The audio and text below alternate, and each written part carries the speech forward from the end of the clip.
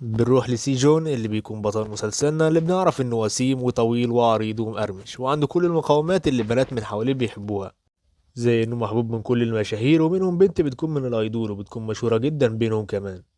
ولكنه بيروح يقطع علاقته بيها بسبب انها حبته، واول ما قرب لها وحبته عرف انها مملة ومش هينفع يكمل معاها، وده اللي بيعمله سي جون مع كل البنات اللي بيعرفهم. اول ما بيمل منهم بيسيبهم على طول حتى لو كانوا حلوين جدا.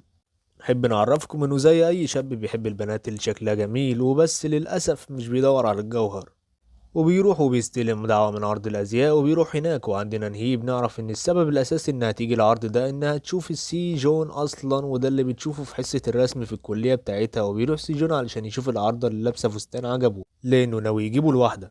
وبتكون يعني في كواليس العرض بما إنها بقت عاملة فيه، وبتحس إن الديكور هيقع على العارضات فبتتصرف بسرعة وبتروح تسند الديكور، لكنه بيكون كل شوية بيتفك أكتر وبيزيد الحمل عليه.